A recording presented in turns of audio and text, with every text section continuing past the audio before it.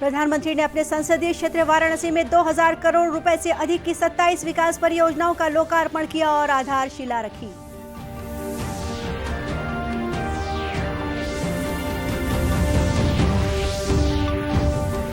प्रदेश के 15 नगरीय निकायों में हुए चुनाव के लिए मतगणना जारी। नगर पंचायतों के नतीजों में कांग्रेस की बढ़त।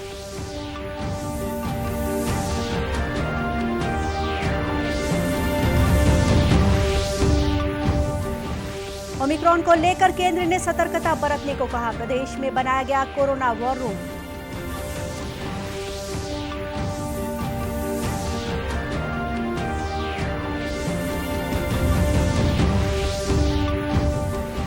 और राज्य महिला आयोग अध्यक्ष ने कहा, लोगों का विश्वास बढ़ा, सुनवाई में आई तेजी।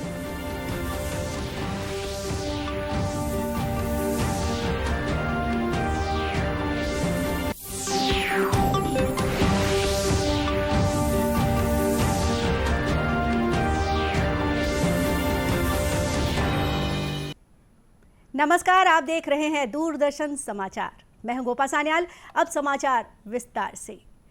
प्रधानमंत्री नरेंद्र मोदी ने अपने संसदीय क्षेत्र वाराणसी में 2000 करोड़ रुपए से अधिक की 27 विकास परियोजनाओं का लोकार्पण किया और आधारशिला रखी। प्रधानमंत्री ने वाराणसी के करखिया में उत्तर प्रदेश राज्य औद्योगिक विकास प्राधिकरण फूड पार्क में बनास डेयरी संकुल की भी आधारशिला रखी। करीब 30 एकड़ में फैली इस डेयरी का निर्माण लगभग 475 करोड़ रुपए की लागत से किया जाएगा और इसमें प्रतिदिन 5 लाख लीटर दूध के प्रसंस्करण की सुविधा होगी। उन्होंने वाराणसी के रामनगर में दुग्ध उत्पादक सहकारी संघ संयंत्र के लिए बायोगैस आधारित बिजली उत्पादन संयंत्र की आधारशिला भी रखी। प्रधानमंत्री ने राष्ट्रीय डेयरी विकास बोर्ड की मदद से भारतीय मानक ब्यूरो द्वारा विकसित दुग्ध उत्पादों की मूल्यांकन योजना के एक पोर्टल की शुरुआत की और लोगो जारी किया। इस मौके पर उन्होंने कहा कि डेयरी उत्पादन में हमारे पास अपार संभावनाएं हैं। 22% दूध उत्पादन करता है, करीब 1/4। मुझे खुशी है कि यूपी आज देश का सबसे अधिक दूध उत्पादक राज्य तो है ही, डेयरी सेक्टर के विस्तार में भी बहुत आगे है। प्रधानमंत्री ने वर्चुअल माध्यम से स्वामित्व योजना के तहत राज्य के 20 लाख से अधिक निवासियों को ग्रामीण आवासीय अधिकार रिकॉर्ड घरौनी का वितरण किया। प्रधानमंत्री ने वाराणसी में शहरी विकास और शिक्षा क्षेत्र की कई परियोजनाओं का भी लोकार्पण किया। प्रदेश के 15 नगरीय निकायों में हुए चुनाव के नतीजे आने शुरू हो गए हैं। प्रदेश के 4 नगर निगमों, 5 नगर पालिकाओं और 6 नगर पंचायतों में हुए चुनाव की मतगणना जारी है। खबर लिखे जाने तक जो नतीजे सामने आए हैं उसके मुताबिक अधिकांश जगहों पर परिणाम कांग्रेस के पक्ष में आ रहे हैं। अब तक सुकमा जिले के कोंटा, बीजापुर के भोपालपट्टनम और भैरमगढ़, मारो तथा नरहरपुर नगर पंचायतों में कांग्रेस का कब्जा हो गया है। भोपालपट्टनम में कांग्रेस ने सभी 15 सीटें जीत ली हैं। कोंटा नगर पंचायत के 15 में से 14 वार्डों में कांग्रेस और 1 पर भाजपा विजयी हुई है। भैरमगढ़ नगर पंचायत के 10 सीटों में कांग्रेस और 4 वार्डों में भाजपा प्रत्याशी ने जीत दर्ज की है। बेमेतरा के मारो नगर पंचायत के 15 में से 9 वार्डों में कांग्रेस, 5 में भाजपा और 1 में निर्दलीय प्रत्याशी को जीत मिली है। बीरगांव नगर निगम के सभी 40 सीटों के नतीजे सामने आ गए हैं। यहां किसी भी दल को स्पष्ट बहुमत नहीं मिला है।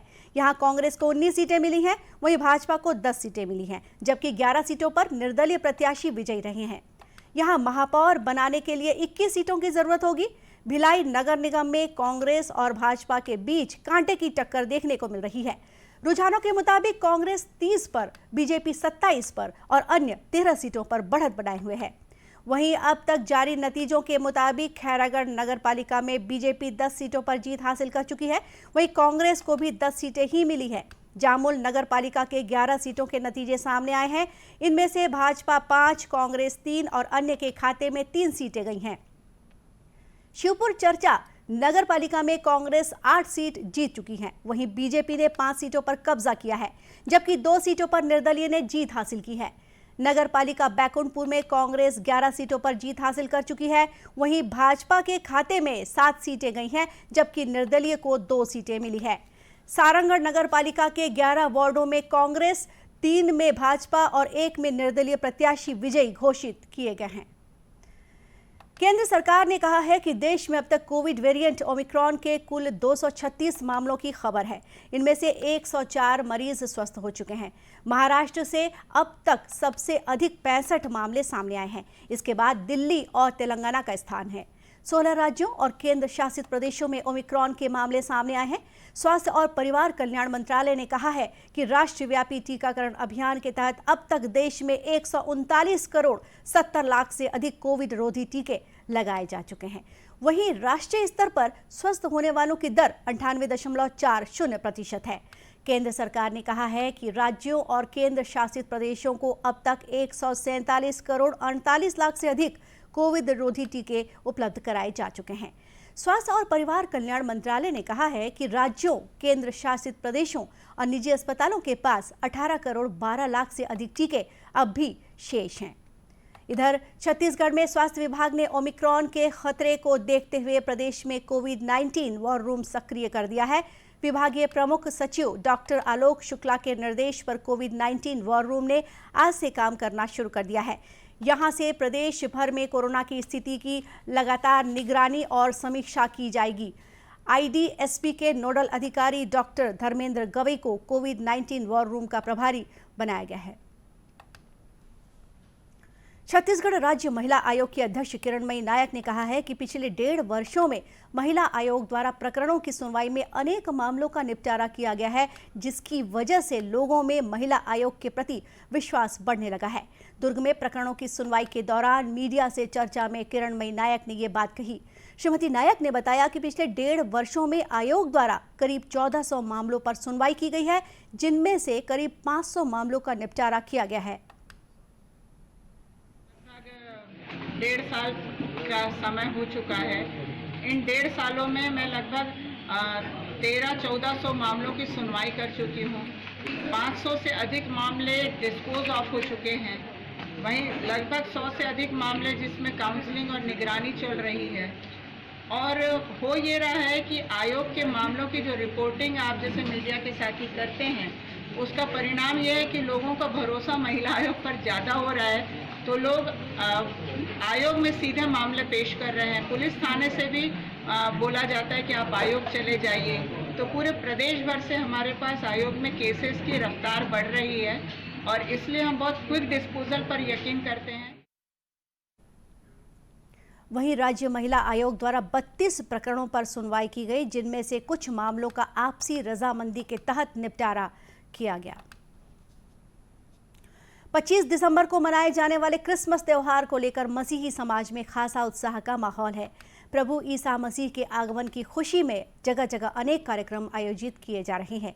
कैरोल गायन के माध्यम से समाज के लोग प्रभु ईसा मसीह के आने का संदेश दे रहे हैं। कुनकुरी के महागिरिजाघर में भी क्रिसमस को लेकर तैयारियां शुरू हो गई हैं। गिरिजाघर की सजावट की जा रही है। यहाँ के बिशप इमैनुअल करकेटा ने कहा कि कोरोना काल में सभी मसीही भाइयों से गिरिजाघर द्वारा अपील की गई है कि वे त्योहार को सादगी से मनाएं और बचे पैसों से किसी जरूरतमंद की मदद करें।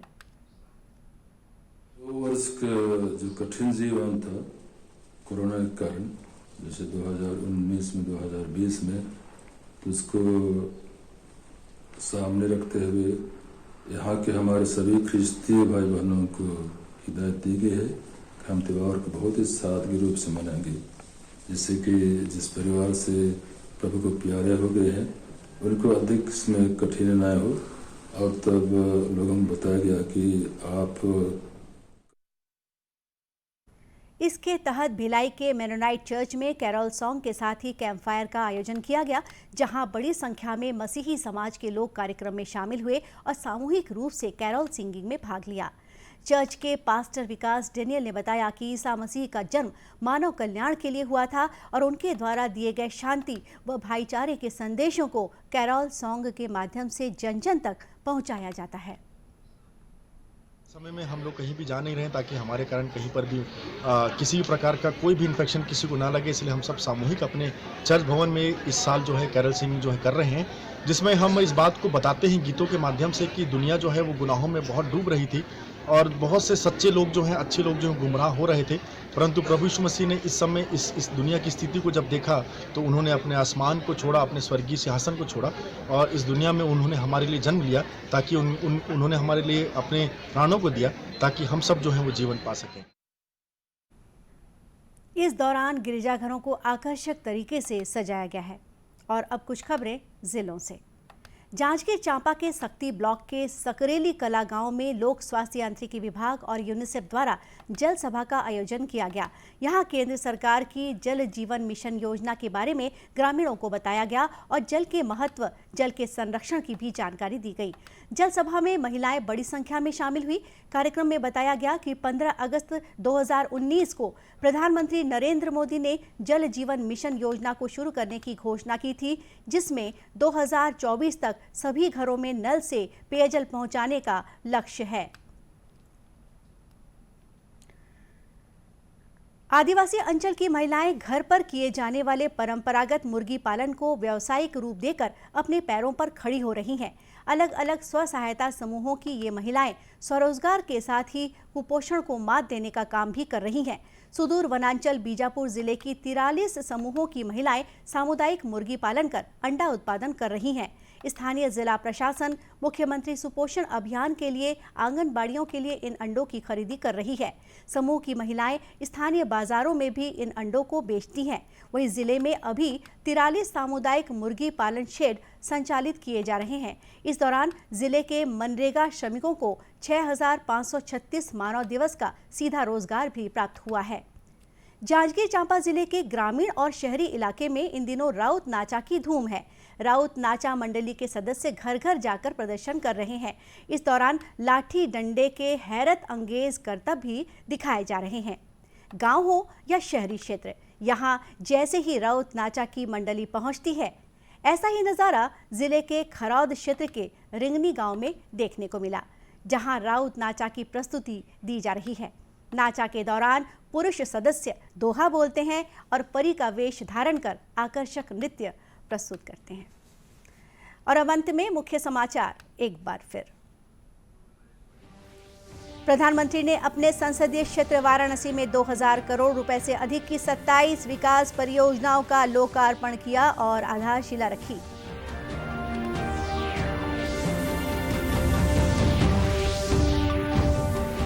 प्रदेश के 15 नगरीय निकायों में हुए चुनाव के लिए मतगणना जारी। नगर पंचायतों के नतीजों में कांग्रेस की बढ़त।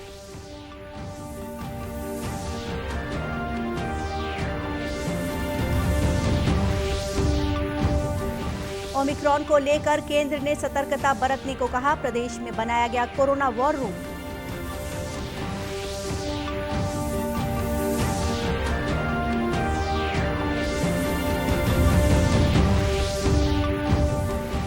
और राज्य महिला आयोग अध्यक्ष ने कहा, लोगों का विश्वास बढ़ा, सुनवाई में आई तेजी।